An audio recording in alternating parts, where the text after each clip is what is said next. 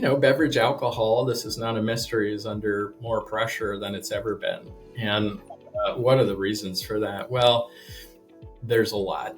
there's a lot of headwinds. People are more health conscious, right? So that's just a fact, and that's across all consumer categories, Sure. frankly. So we're going through a correction right now. Mm-hmm. For some, they won't be around. But for the ones Right. who are going to be successful, some of those guys are thriving right now, and they're looking for opportunities.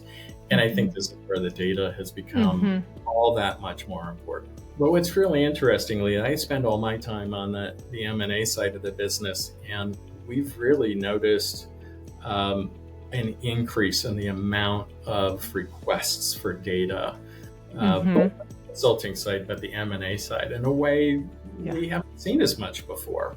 All right, Patrick, on our show, as you know, we always ask our guests to share one big piece of advice with everybody who's listening. What has been your recipe to revenue?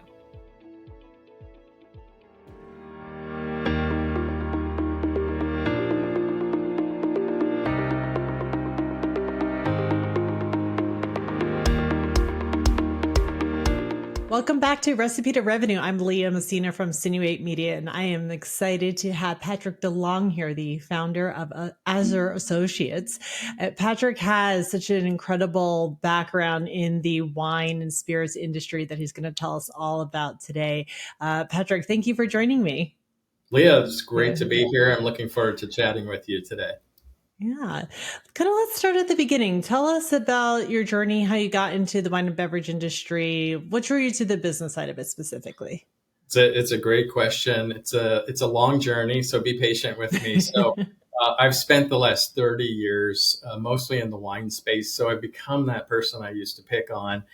But I started my career, the first 10 years of my career were split between Deloitte, started there in San Francisco, went through the audit practice and got my CPA, and knew I did not want to continue doing that, and was ready to leave Deloitte. And at that time, they really started the consulting push and asked me if I wanted to come over and do that. So I went into consulting. I loved it. Was much more interesting and stimulating work, led to me working on my master's, and actually led to another role, consulting role at Carnival, the global cruise line. So, and the reason they were hiring consultants was they were getting ready to do a lot of M&A work. So at the time, it was actually a pretty incredible place to be. They bought Princess and Canard and Costa out of Europe and Windstar. So they, I think at one point had like a 70% share globally. Wow. It was a pretty exciting time and an exciting place to be. And here's the funny part of the story, Leah. At the time I was based in Seattle at Holland America, which was their biggest subsidiary. And I got invited to a wine tasting and brought, because I was from California, I brought a bottle of Napa Valley wine and basically was told, oh, we don't drink that stuff here. And I don't know what happened to me, but I was A, kind of offended, and then B, it made me want to be more curious about it. And so when I get curious about something, I tend to go too far. Started taking viticulture and enology classes, and even planted a little hobby vineyard. And I think people thought I was crazy. I kind of was. That part didn't work out very well. But, somebody whispered in my ear and said, have you ever thought about a career, in wine or beverage alcohol? And I really hadn't. And I had worked on a project at Deloitte when Fetzer had sold to Brown-Forman. And so I called a few friends from Deloitte, and it was the mid-90s, and everybody sort of said the same thing. Hey, this industry is getting ready to take off, and they're looking for smart people. So, that led me to a few more phone calls, and I ended up with a boutique firm, a little consulting firm in Napa Valley. This guy calls out of the blue who had worked in consulting, was interested in wine. It was a yes. And that was the good news for me and them. And the bad news for them was my first big client was Robert Mondavi Corporation. And so about 10 months into the project, the gentleman who was running the project said, hey, you need to come work here. And at the time, it was the place to be in the category. They had global brands, leading brands, great people from all over the world and every discipline. And so I was brought in actually to start, not that they weren't doing this before, but to start a planning group and then put together M&A, new business, and strategic planning all under sort of one department. And, the late 90s were it was a fantastic time and an amazing place to be. And being at a company with a visionary leader like that, it was just a great, great place to be. The early 2000s, things got a little tough, right? Right. And so people forget the tech bust happened then. That was pretty impactful. Competition right down the road there. Yeah. Right down the road. And competition changed for us. The category was bringing in more participants. And so the picture changed for us rapidly. And, there's books written about what happened. It's fun to read those books and reflect on that time. We ended up being purchased by Constellation. Everybody knows that wasn't the plan. We were actually trying to get off the luxury assets and create a luxury company, but I give Constellation credit for being bold and knowing what to do and do it at the right time. So when that happened, I went over to Constellation. They created a new division called Icon Estates. That was their fine wine division at the time. And they, believe it or not, they had 4 different wine companies. And in some cases, we were actually competing against each other for certain resources, that sort of thing. It was a wild time, but I was CFO of that division. It was about a $400 million division, something like that at the time. We ushered in Robert Mondavi along with their other fine wine assets, Ravenswood and Simi and Franciscan, and they had bought half of Ruffino, and we had half of other import brands. And it was kind of amazing bringing all those teams together and creating Icon. And it didn't last that long, though. They were moving fast and knew they needed to change and knew they weren't going to have 4 divisions for very long. So that was less than 3 years. I had opportunities to go elsewhere in the company, but the best move for me was to move on and explore other, opportunities. And that led to consulting at Coppola for a year, which was an amazing company. And you talk about another visionary founder, just from an artistic standpoint, quite different. But where that company was very similar to where Mondavi was when I first got there. And I really wanted to do something more entrepreneurial. And so I love the people I met there. And it was a great consulting contract for me. But I also ran into a person who eventually became a business partner, and we created a company called Crimson Wine Group. Now, I say we created it. We did have 2 billionaires behind us who owned 2 important assets. That helps. Helps a lot, Leah. Helps a lot. So, we started with the foundation there of a very small company and some assets, in particular Napa, that needed some work. And they did something in Oregon that was quite special and still is to this day. So, we made improvements to the Napa asset, but we were sort of tasked with doing M&A to a large degree, growing the company. And we had this vision to build a best of class, sort of estates across different categories and regions, sort of thing. So, over 12 years there for me, I was COO, CFO for half of that, and my business partner was running the company for half of that, and then he left, and then I was running the company for my last half. We looked up to 40 M&A opportunities a year. Now, we weren't bringing those to our board necessarily. If you do the math, I mean, I'd honestly say we were looking at up to 40 a year and over 10, 11, 12 years.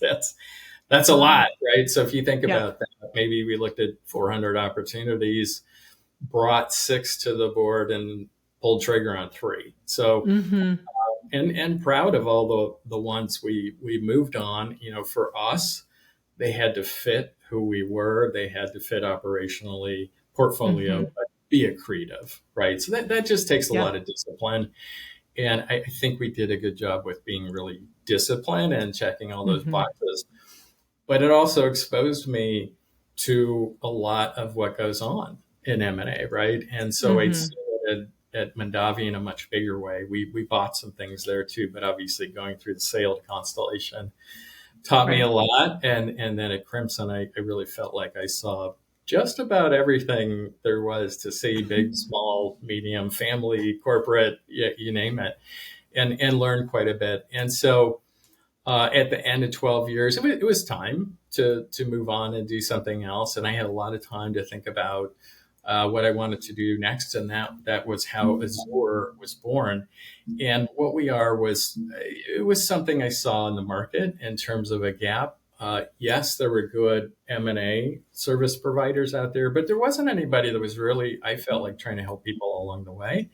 So we launched a firm that does both consulting and M&A. And on the consulting side, Mm-hmm. I felt like it was really important that we had sales and marketing focus, route to market focus, and data.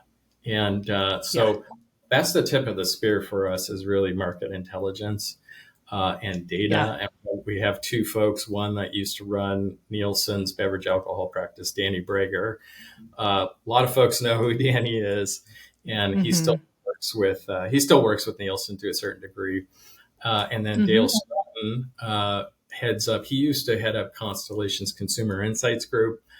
So he also works with data sources outside of Nielsen that are complementary to what Danny has. And I'd say that's kind of the tip of the spear for our consulting practice. But Mm-hmm. it assists us with route to market work. So we have a big Sure. wholesale route to market product, as well as direct to consumer. And then, of course, we do strategy and finance projects on Mm-hmm. the consulting side. But Yeah.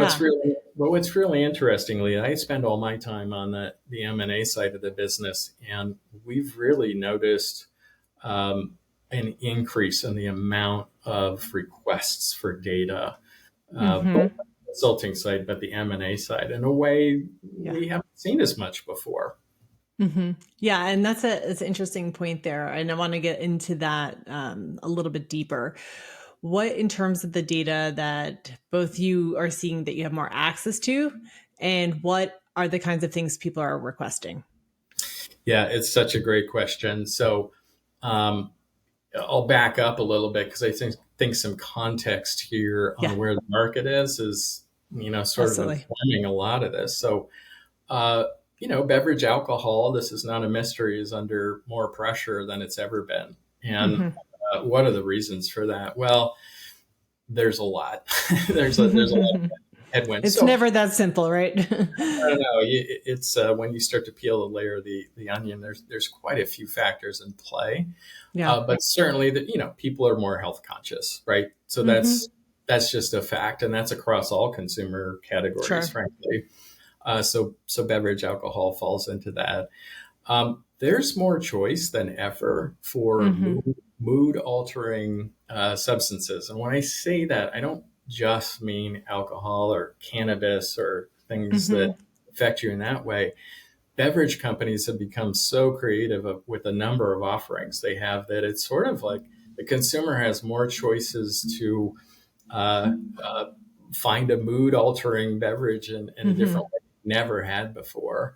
So that's changed a lot. And then I do think we spend a lot of time in wine. I think cost, of course, Mm-hmm. uh, is a real issue. It's a discretionary item. Beverage alcohol is discretionary, and Yeah. consumers are under more pressure than they've ever been. Mm-hmm. So there's now, more pressure than ever on Mm-hmm. beverage alcohol companies. And on the wine side, we had call it a 25-year run where the category grew and Yeah. woke up in the morning and, hey, this is going to grow 5%. We're in great shape. Well, that's Mm-hmm. not the case anymore. And Yeah. what happened is we also overbuilt a little bit, Mm-hmm. supply and infrastructure and support systems and all those things. So we're Yeah. going through a correction right now. Mm-hmm. For some, they won't be around. But for the ones Right. who are going to be successful, some of those guys are thriving right now, and they're looking for opportunities. And I Mm-hmm. think this is where the data has become Mm-hmm. all that much more important. Yeah. And so people now need to be surgically precise with what it is they're going to pursue, why they're going to do it, how it makes sense. Can you Hmm. prove out what that's going to look like? And so people are Hmm. going to use data for that. Yeah. And how are they applying that data within their own organizations? Obviously, that's affecting, investment money, where they're putting their time, their effort, their finances. But what about just where they're going with product development, where they're going with their marketing?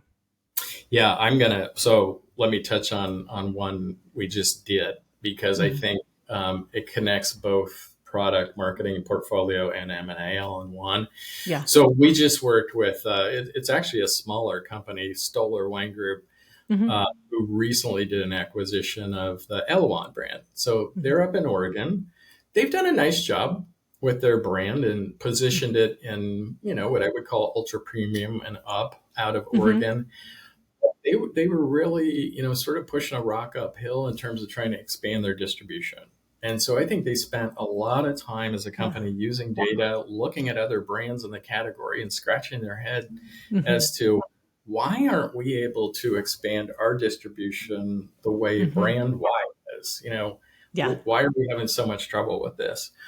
And I think they spent a lot of time with different marketing strategies and tactics and route to market and that sort of thing before Hmm. we got a phone call. And what happened was one of those brands that was a competitor of theirs had a national footprint. And Hmm. they didn't really have the breadth and depth of distribution this brand had. So they called us and said, hey, A, why is this? B, if we do this, Hmm. how is this complementary to what we're doing today? Right. And then C, please prove out how big this could be. And so Yeah. using data, you can do that. There's ways to do that, right? With distribution and velocity and those sorts of things and looking Yeah. at breadth and depth and those sort of factors. And so it was a great project, and I give them a lot of credit for having done the work internally. To your point before, I think they did spend a lot of time trying to take their own brand. On the M&A side, for those that are either considering doing growth by acquisition, or those that are deciding just kind of what's next for their brand, and maybe kind of looking at all the options, where would you recommend that they start that process? Yeah, so look, it starts with internally and with a strategic exercise where you're looking at where you are today and uh, look, portfolio positioning, cash flow, all those sorts of things. And what is it that could move the needle? I mean, the truth is, having spent a lot of years with different companies looking at acquisition opportunities, the truth, Hmm. there are very few opportunities once you really tore apart the market and where you stood and what your capabilities were that fit. Hmm. And so I think that's the most important exercise. If you're on the buy side, is having the discipline to do that and understanding what capabilities are going to be required Yeah. once you do an acquisition. Because look, we all know this. It's getting the deals done is one thing. Integrating them into your culture, your portfolio, your teams, and then having the capabilities to actually add value Hmm. uh, very, very tricky and nuanced. So understanding who you are, what you're best at, where you need help if you want that type of growth, overinvest there, right? Measure twice, cut once. Hmm. Make sure you can really execute. And I use that example of all those opportunities we looked at when I was at Crimson because Yeah. we we were authorized to look at everything and bring things, So if Yeah. you dissect that, when we had that kind of mandate, we only brought very, very few things that we Hmm. knew were the right fit and that we could execute against. So that'd Hmm. be my advice on the buy side. On the sell side, Hmm. it's asking the questions from a different perspective, right? Yeah. Like, why would somebody be interested in this, Hmm. right? A good business and a good category that's got repeating cash flow and that you've invested in, Hmm. right? are the assets clean? Have you invested in the infrastructure and the people and the resources? Because nobody's going to walk in and be excited about deferred maintenance or Sure. things that you haven't taken care of. And I think I'm Buffettonian Hmm. in this way when it comes to businesses, and that, buy a wonderful business at a fair price, Hmm. not a fair business at a cheap Yeah. price. I've seen that mistake repeat itself. Hmm. We got a great deal. We got it at a good price. And the question you got to ask yourself is where I started, which is, why is this brand or asset a fit for you, and how is it going to be accretive? It's not just about accumulating a bunch of stuff to get bigger. Hmm. And I've seen that mistake repeated, and it's a very, very difficult thing to do. Yeah. And to that point, what have you seen in your years in the industry of what's been a great buy experience, and then what's been a, for in terms of the reason why somebody would buy it, and what's been a bad acquisition experience?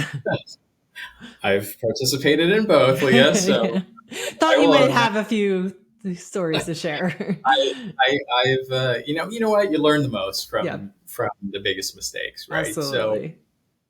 without naming names, I'll steer away Hmm. from company. But it was at one of the companies I bought that I think the way we thought about this acquisition was more about geography and Mm. being in a different region, and that it would be complementary just because of sort of a few attributes that, in retrospect, you look at it like, wait a minute, why did we do that? Yeah. More importantly, back to this capability, Mhm. where are you going to add value to that acquisition Mm. target? And in this case, it was a good sized company, and we bought this smaller asset that was in a different region, and Mhm.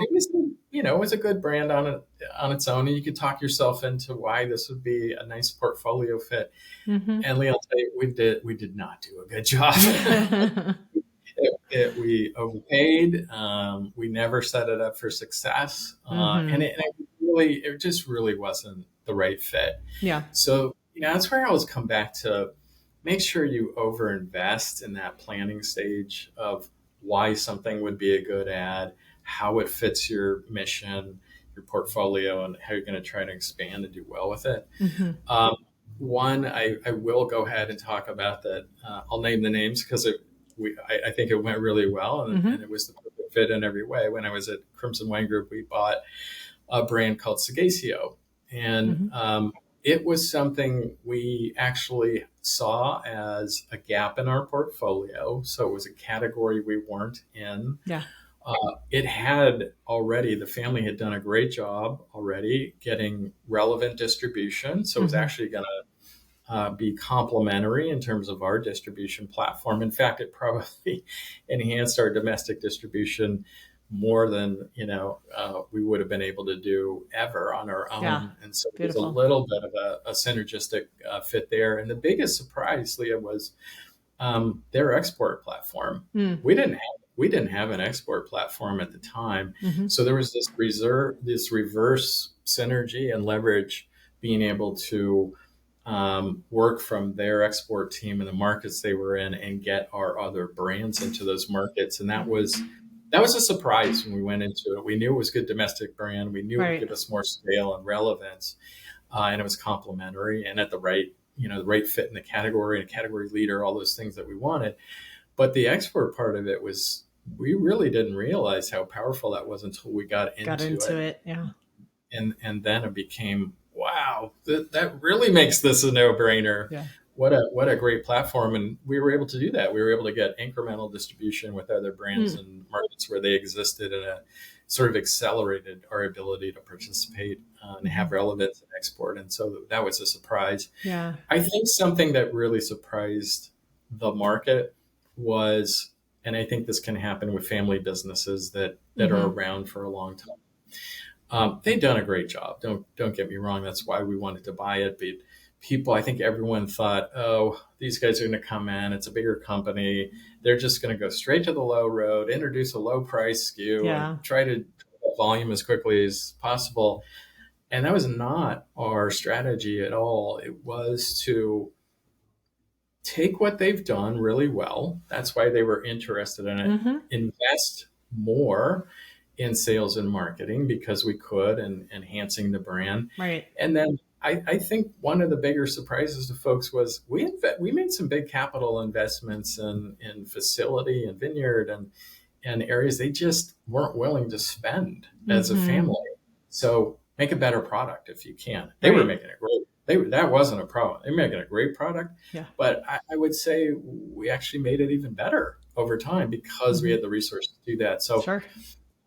and so it it really helped us double the company at the time, and sort of everything about it fit, and it Mm-hmm. worked in every way. But we had already proven to ourselves well before we approached that acquisition. That was the type of thing we wanted to do, and there was a Mm-hmm. reason. There was a reason to do it, and it's pretty fun to have that hypothesis and then go out and do it Yeah. To see it because come to fruition. to your point, we certainly, in other parts of our careers have made the opposite mistake. Did So that when you discovered the export market that they had, was that during due diligence or that it was after you were in the company and got to see the operations day to it was at day? the very beginning of due diligence. Mm-hmm. Like it was, I would tell you, Leah, it was a shocker to Yeah. us. Like, wow, this is 20% of their business. Like, wow, this is amazing. It was one of these, oh my gosh, we knew this was going to be a good idea. And Mm-hmm. it was right at the beginning of diligence. And, Yeah. our owners were pretty rigorous and wanted to know why we were going to go spend all this money and why it was going to work. And, Mm-hmm. or maybe ask us, well, how are you guys going to screw this up? Right. Sure. And they're pretty good at asking questions like that.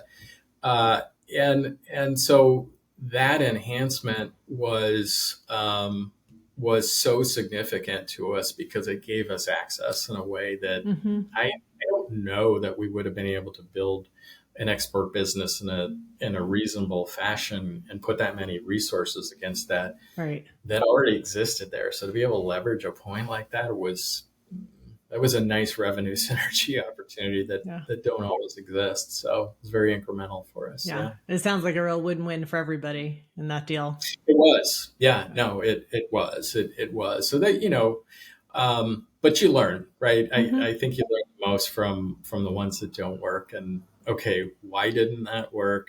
What didn't we think about? What steps didn't we take? Yeah. It's hard to do. It's hard to do well. Mm-hmm.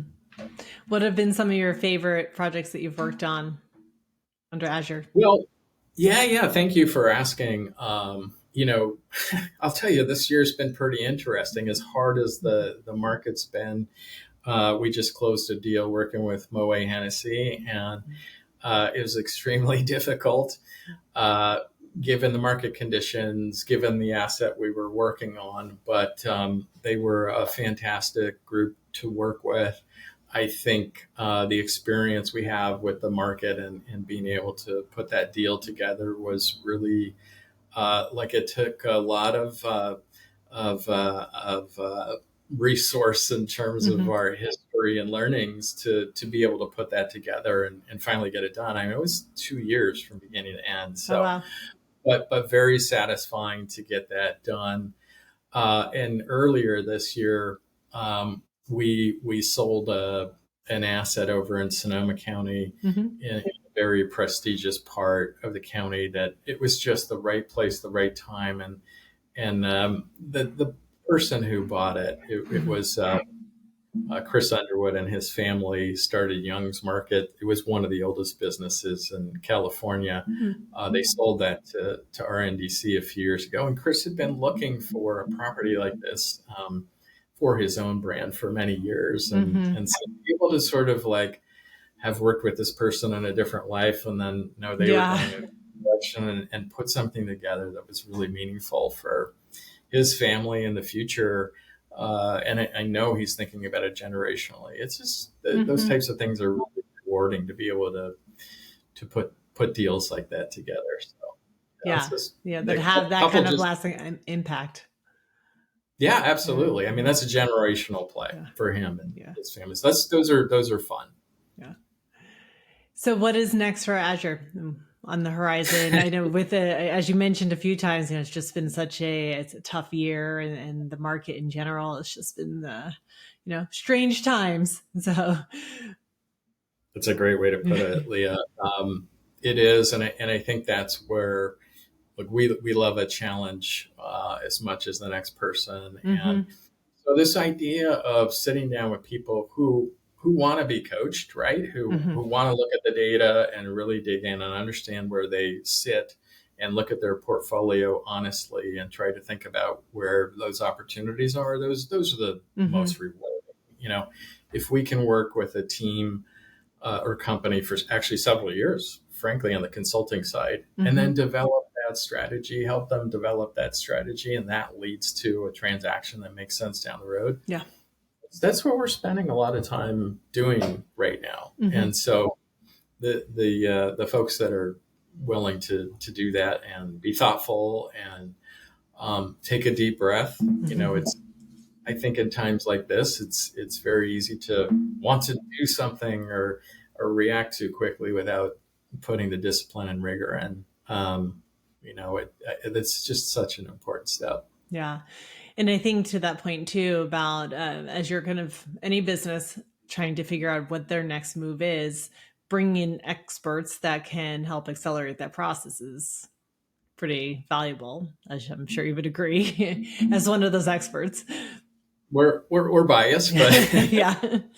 we're biased. We agree, but we have, I think, now built up at least over the last 6 years some really good examples of things we've been doing Mm-hmm. as Azur. But that was all informed by most of our team has been in the category for 30 years or Mm-hmm. more, which might just be a statement about how old we all are, but you learn from your mistakes. We made a Sure. lot of them. The category is changing. It's more Yeah. dynamic than ever. I think it's harder for operators than it's ever been. Mm-hmm. And so I know, having been in a CEO role and other executives or roles before, I would want that help from the outside, a Mm-hmm. sounding board. Whether you agree or not, it doesn't matter as long Mm-hmm. as you're willing to ask the tough questions and Yeah. be honest with yourself and your board.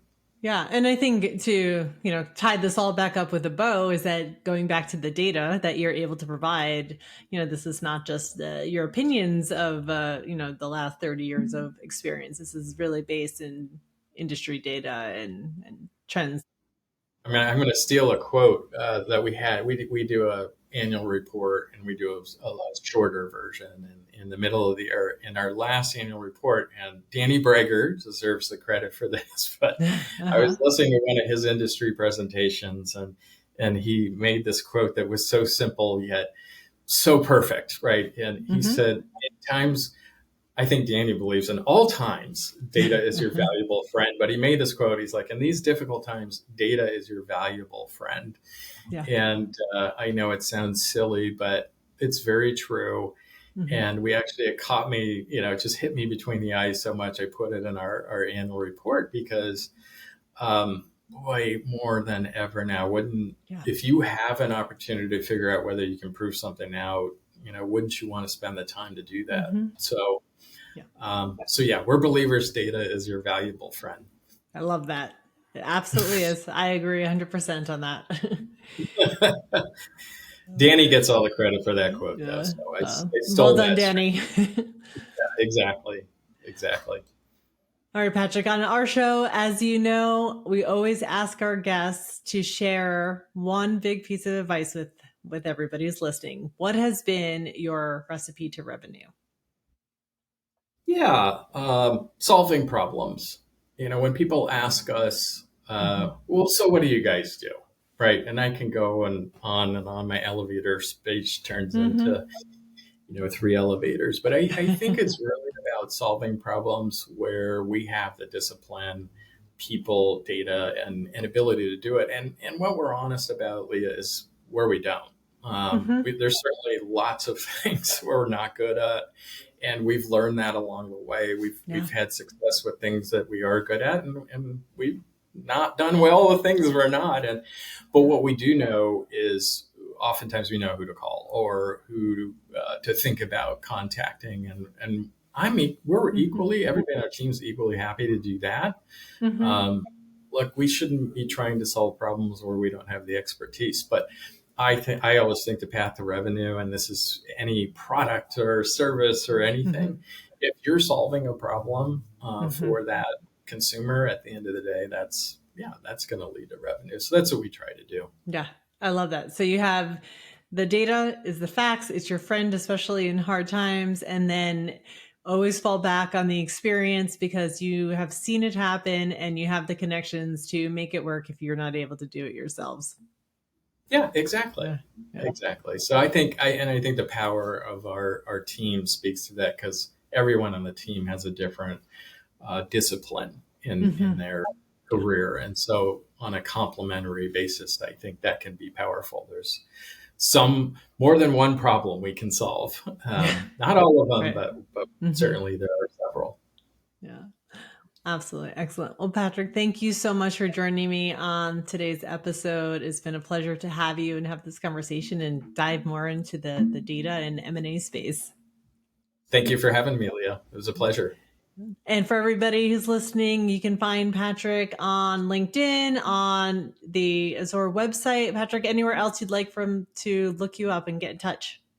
Good old-fashioned email works, info@azurassociates.com, and it's Azur-Associates. So if you send an email there, someone on our team will get back to you.